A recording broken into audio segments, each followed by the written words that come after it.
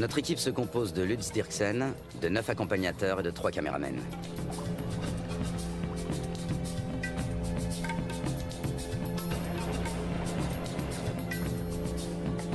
Même en pleine saison sèche, le niveau de l'eau est toujours très élevé. C'est de plus en plus souvent le cas ces dernières années. Pas un seul banc de sable isolé où les animaux pourraient prendre le soleil.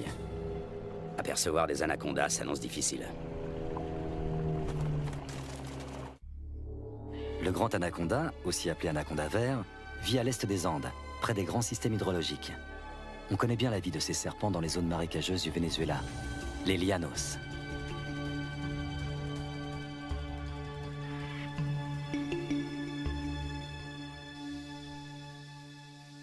Là-bas, les anacondas mesurent rarement plus de 4,5 mètres de long.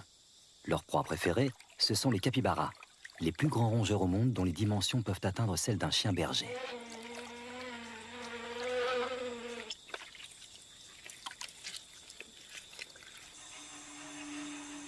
Pendant la saison sèche, la savane se transforme.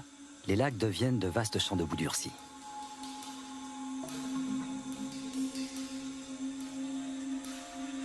Difficile pour un anaconda de plus de 4 mètres de trouver un point d'humidité qui lui permettra de supporter la chaleur.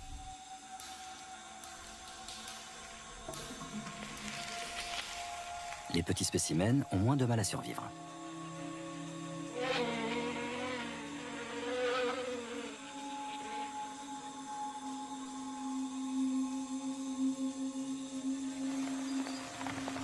Début avril, la saison sèche touche à sa fin et les premières gouttes d'eau se transforment vite en pluie torrentielle. En à peine quelques jours, les étendues asséchées se gorgent d'eau.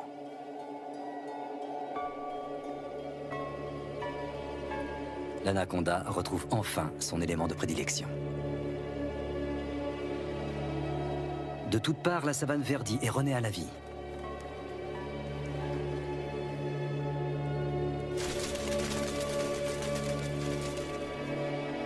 Les anacondas qui vivent au bord du fleuve sont différents de leurs congénères de la savane. Ils peuvent mesurer jusqu'à 9 mètres de long. Contrairement à leurs congénères vénézuéliens, on sait très peu de choses sur leur mode de vie.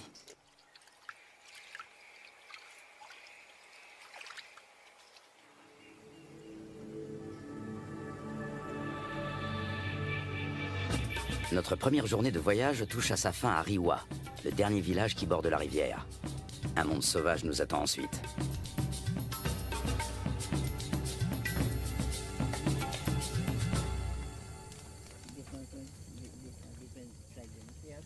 À la lueur du feu de camp, un vieux chasseur nous raconte la légende du matapi.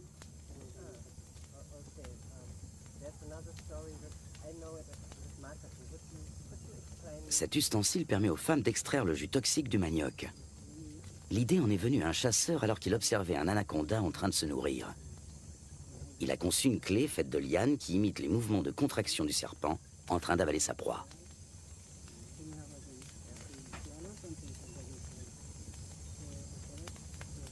Fascinant. Tout autant que le ciel qui brille de 1000 étoiles au-dessus de nos têtes.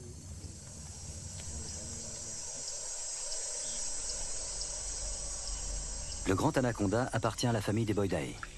Il tue en enroulant étroitement son corps musculeux autour de sa victime jusqu'à ce qu'elle meure étouffée. Ses dents sont orientées vers l'arrière, ce qui lui permet de la maintenir, sans toutefois la découper. Il n'a donc pas d'autre choix que de l'engloutir en une seule fois. Sa mâchoire et son corps sont capables d'une extraordinaire dilatation. Comme il ne peut déglutir, il détend puis contracte ses muscles. Grâce au mouvement ondulatoire de ses anneaux, il fait progresser sa proie toujours plus profondément dans son œsophage.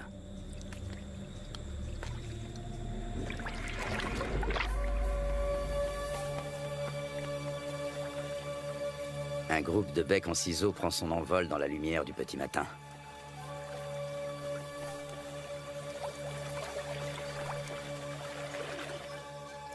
Les bateaux sont chargés. Un rapide petit déjeuner, puis il faut repartir.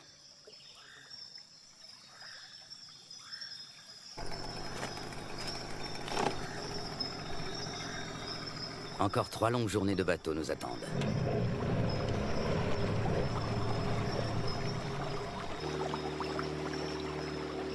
Notre objectif, un territoire inexploré situé en amont de la rivière.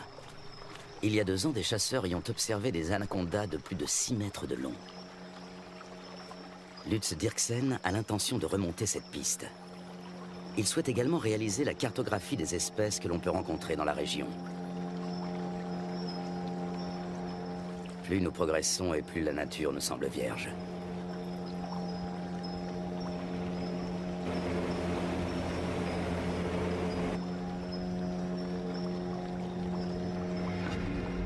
Avec un tel niveau d'eau, les caïmans noirs ont bien du mal à trouver un endroit où se prélasser. Les plus gros spécimens, eux, ont trouvé leur place au soleil.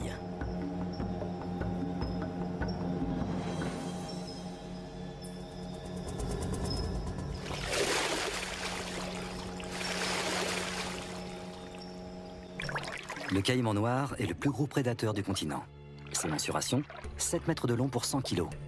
Des écailles viennent agrémenter sa tête et son dos.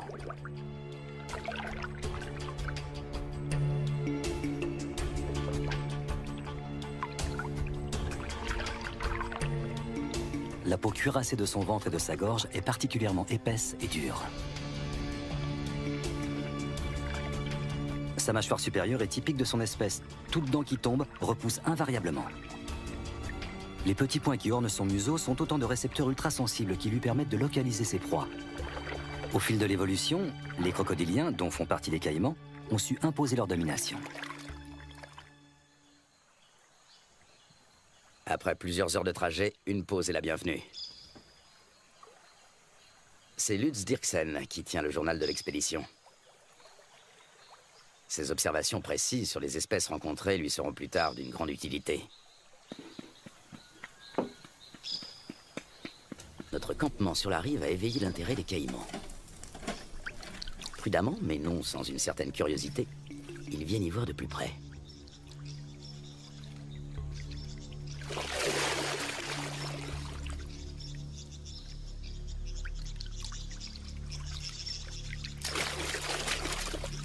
Une mesure d'intimidation s'impose.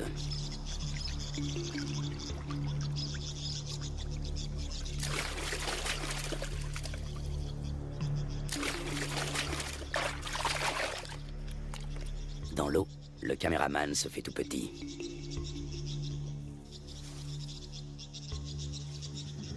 La bête est encore loin. Comment l'attirer sur un banc de sable pour mieux l'observer ? La prudence est de mise. Le caïman commence par suivre le comportement des vautours. Une fois sûr qu'aucun danger ne menace, il vient récupérer les restes de repas que nous avons disposés en guise d'appât.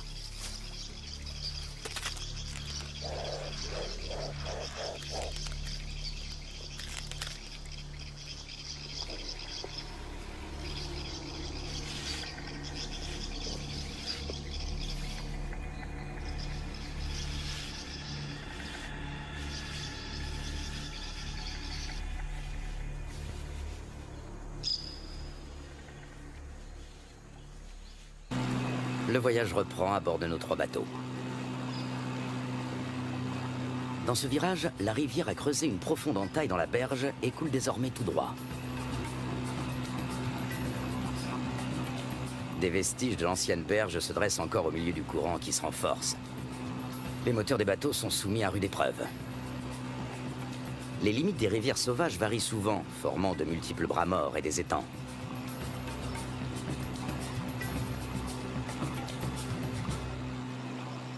L'après-midi suivant, nous croisons une famille d'otaries géantes. Les Indiens les attirent grâce à un cri bien particulier.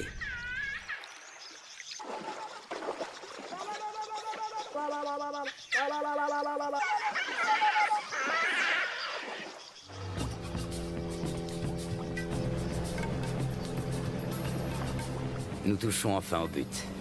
Il ne peut s'agir que de l'endroit dont les chasseurs ont parlé. C'est ici que nous allons nous établir pour partir à la recherche des grands anacondas.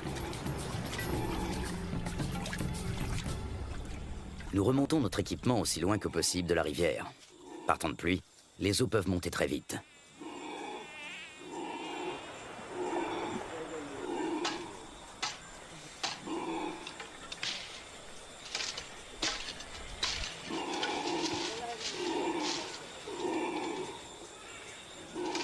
Sous les cris de protestation des singes hurleurs, nous installons 4 bâches imperméables.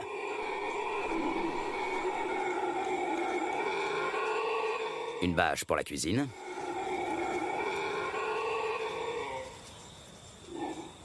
Une pour l'équipement de tournage. Et 2 pour nos hamacs. Nous savons que les serpents et les scorpions aiment se glisser dans les poches et les bottes des hommes.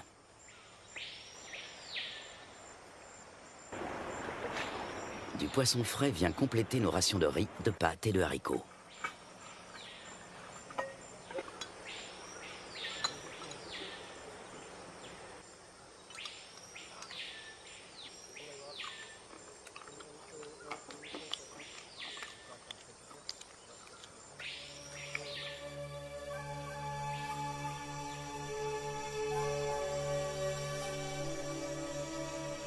Nous sommes en route depuis maintenant plusieurs heures. En raison des fortes précipitations, les eaux sont encore très hautes, au point que les branches gênent notre progression. Les animaux n'ont pas besoin de venir à la rivière pour trouver de l'eau.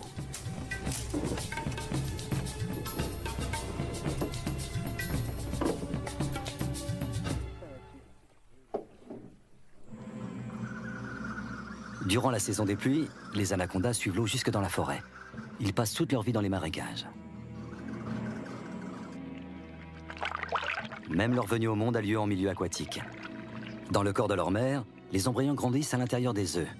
Lorsque ceux-ci sont prêts à éclore, les jeunes s'extirpent de la coquille avant d'être sortis du ventre de la mère. Ils naissent ensuite sous forme de petits serpents parfaitement développés. Ils sont tout de suite dans leur élément. Le nombre de jeunes dépend du gabarit de la mère. Chez une grande femelle, une portée peut compter plus de 80 serpenteaux.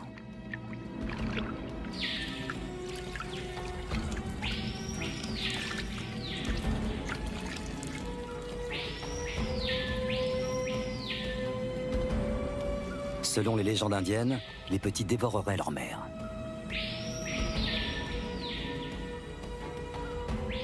Un certain nombre de serpenteaux s'éloignent quelques minutes à peine après leur naissance. Ce sont déjà des prédateurs à part entière avec un redoutable instinct de chasseur.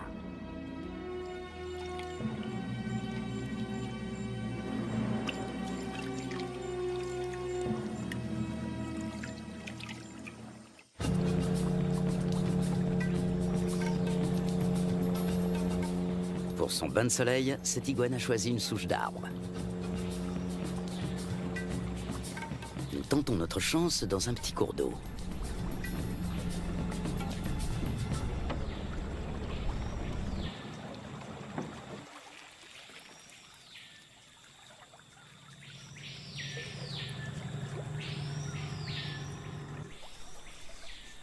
Aux aguets, notre capitaine a repéré un mouvement et attrapé le responsable.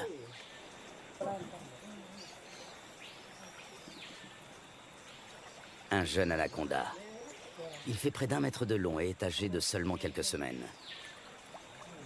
Sa première mue le rend quelque peu apathique.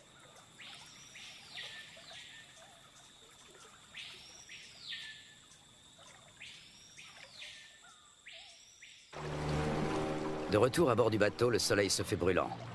La saison sèche semble enfin arriver. Il faudra toutefois attendre plusieurs jours pour que le niveau des eaux baisse.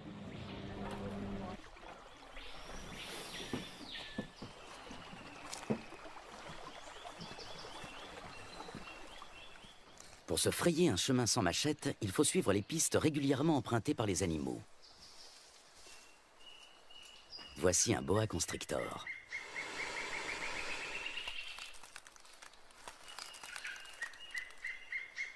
Nous sommes trop grands pour lui servir de proie, mais cela ne l'empêche pas d'essayer de nous intimider. Lutz Dirksen connaît bien le comportement des serpents. D'une main experte, il attrape doucement mais fermement l'animal derrière la tête. Le boa constrictor est un cousin terrestre de l'anaconda. Celui-ci mesure près de 3 mètres. Il s'agit clairement d'une femelle.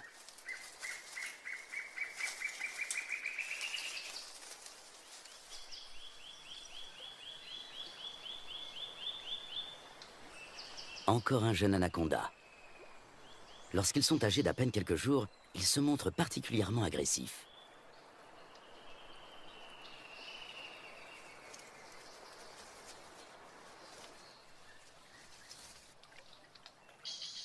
De retour au camp, Lutz Dirksen complète son journal.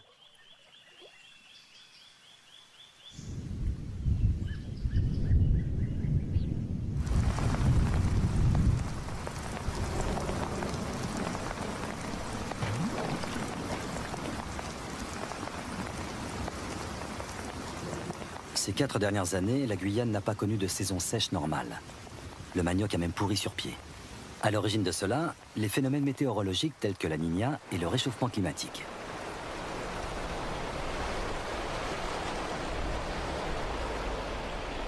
Des pluies torrentielles viennent grossir les cours d'eau. En quelques heures à peine, le niveau peut monter de plusieurs mètres.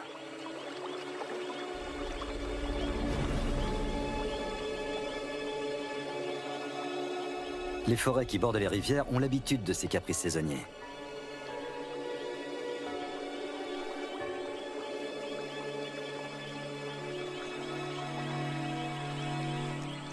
Les caïmans suivent eux aussi l'eau dans la forêt.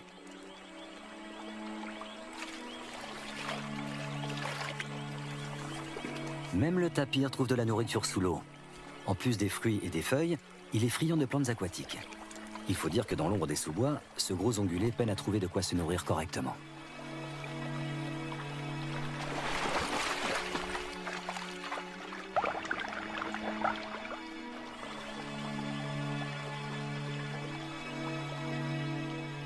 D'autres, en revanche, tentent d'éviter l'eau.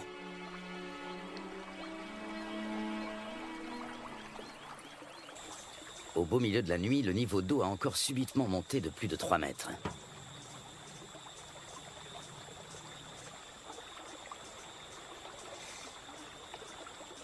Nous sommes parvenus à mettre en lieu sûr la plupart de nos provisions, et surtout nos bateaux.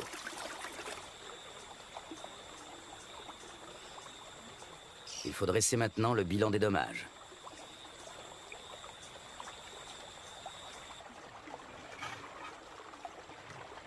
Tout est humide, voire trempé.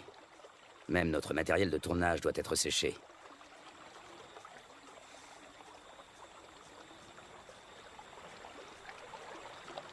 Continuer ou faire demi-tour? Telle est la question. Si nous voulons rester, il nous faut un campement en amont des cascades. À condition de venir à bout de celle-ci.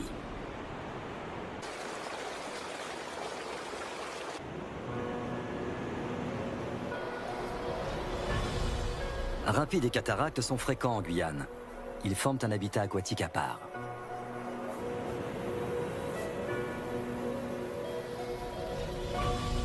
Les vautours s'attribuent les victimes de noyades.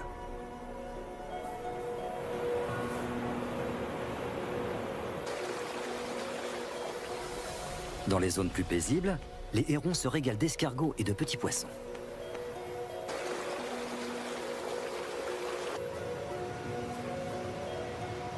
Les loutres géantes, elles, aiment chasser dans les remous poissonneux.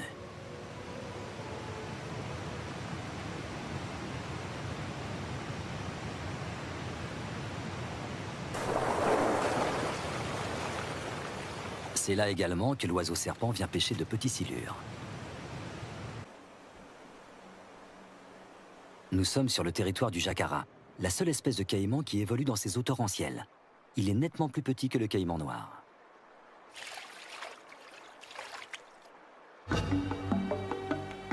Après en avoir débattu, la décision est enfin prise. L'équipe va se séparer. Un bateau va prendre le chemin du retour. L'équipe de tournage, accompagnée de 6 des guides, va relever le défi et continuer la route vers l'amont. Impossible de savoir ce qui nous attend. Peu de gens se sont déjà aventurés au-delà de ces cascades. Pour y parvenir, il nous faut des troncs d'arbres. Ils vont nous servir à faire avancer les bateaux tout en protégeant leurs coques. Chacun d'entre eux pèse près de 300 kilos.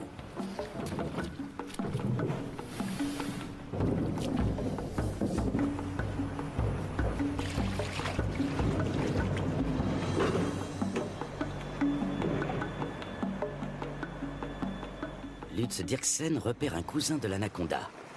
Il s'agit d'un Corallus hortulanus qui vit dans les arbres.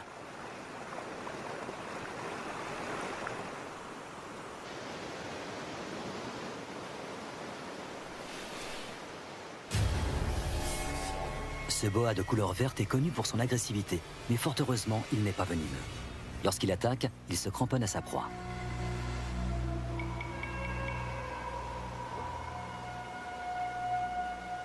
Au niveau de sa lèvre supérieure, on distingue ses fossettes sensorielles. Il s'agit de détecteurs de chaleur qui l'aident à repérer ses victimes, même de nuit.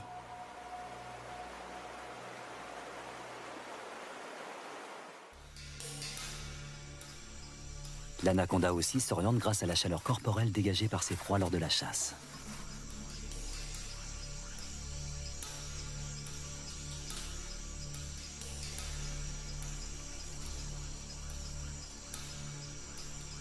Peut-être distingue-t-il le paca comme à travers une caméra infrarouge.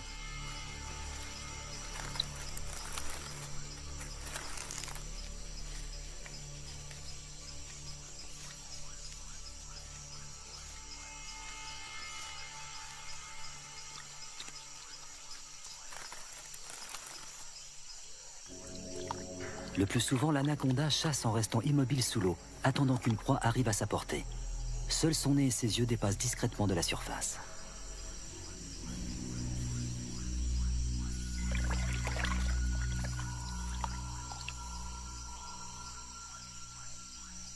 Avec sa langue fourchue, il détecte la moindre odeur.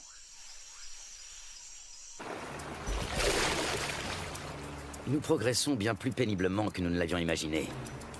À la cascade succèdent des rapides, puis une nouvelle cataracte, puis encore des rapides. Impossible de naviguer, il y a trop de rochers sous l'eau. Le doute commence à s'installer.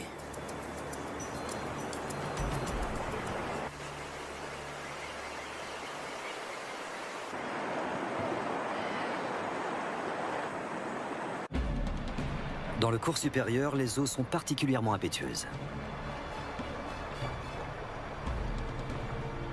Jalonnés d'îlots et de rochers, de nombreux rapides se fraient un chemin à travers la contrée sauvage. Souvent, ils sont impraticables sur plusieurs kilomètres.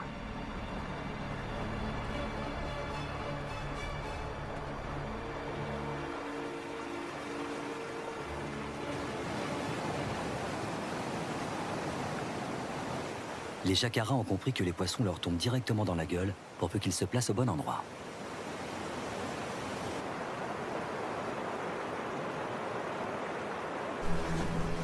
Au bout d'à peine quelques centaines de mètres, une nouvelle cataracte nous ferme le passage. Une fois de plus, impossible de passer.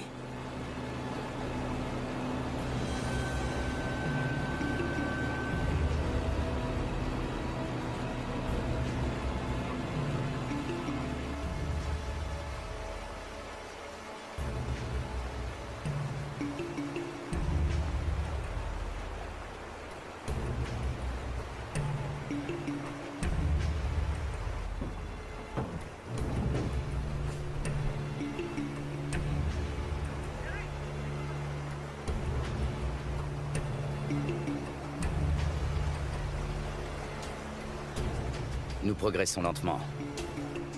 Souvent, la voie se referme et il faut rebrousser chemin pour tenter notre chance dans un nouveau bras.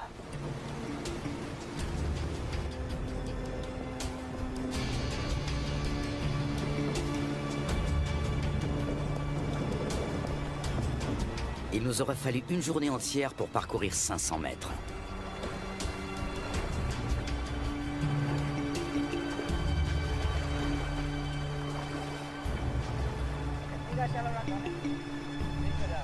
Alors que nous nous apprêtons à renoncer, le fleuve change de visage pour redevenir enfin navigable.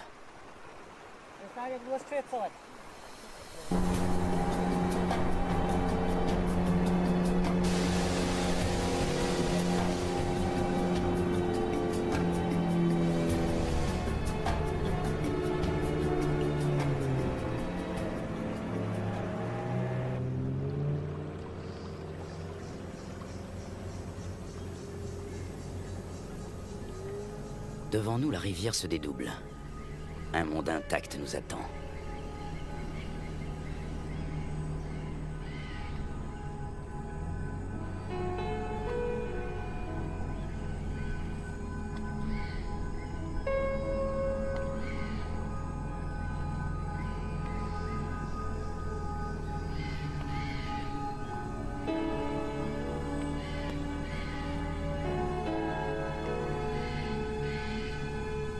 Le lendemain, un nouveau campement est monté. Cette fois, nous espérons être à l'abri des eaux.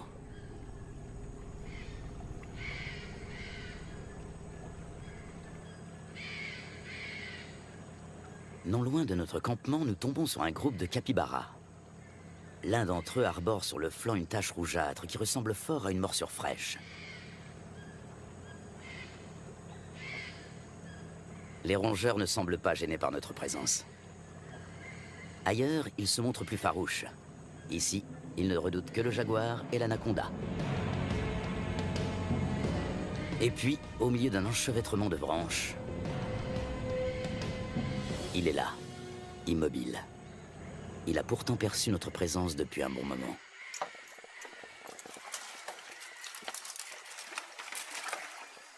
Impossible de l'approcher.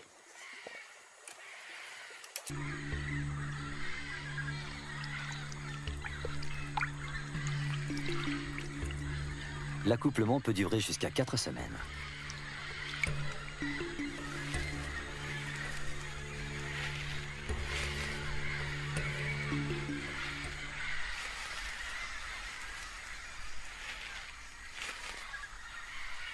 Les mâles repartent ensuite, chacun de leur côté.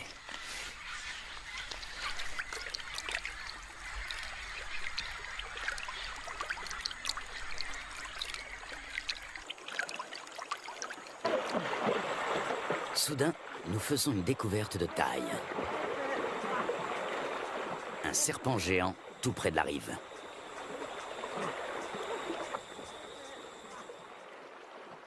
Même à 4, nous avons du mal à le maîtriser. Son corps n'est qu'un unique et gigantesque muscle d'acier flexible.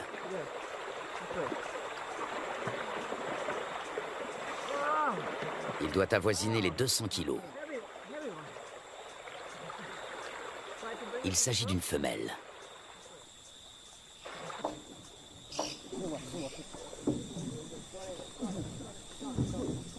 Sur la berge, nous pouvons la mesurer en toute tranquillité.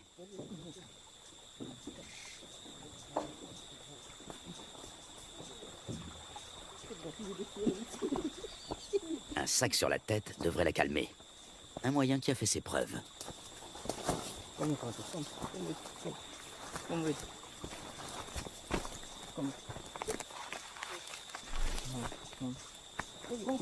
Nous parvenons à la ramener à terre sans trop de résistance. Avec sa taille, elle ne connaît plus aucun prédateur naturel.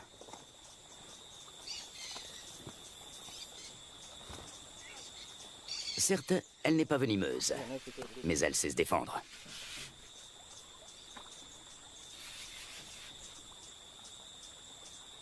Tenez-la, pendant que je mesure.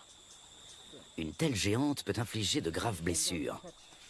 Une fois refermées sur leur proie, ses mâchoires ne se rouvrent pas facilement. Solides, acérées et orientées vers l'arrière, ses dents sont de véritables crochets. On distingue parfaitement sa trachée située à l'avant de la gueule. Elle lui permet de respirer pendant qu'elle avale lentement ses victimes.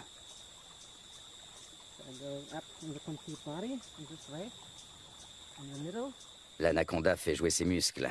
Difficile de prendre ses mesures.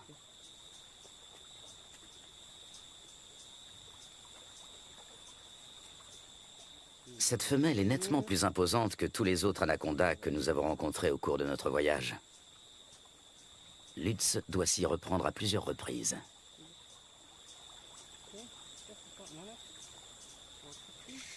« 4,50 m.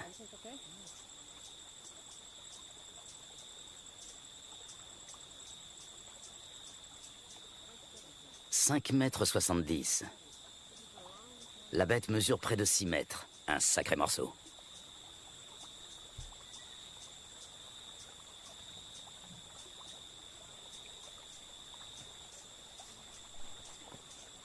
Lutz mesure la circonférence de son corps à l'endroit le plus fort.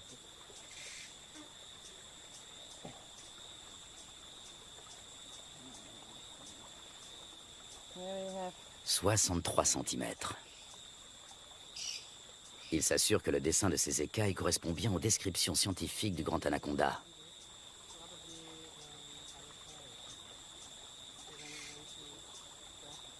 Ces plaies proviennent d'un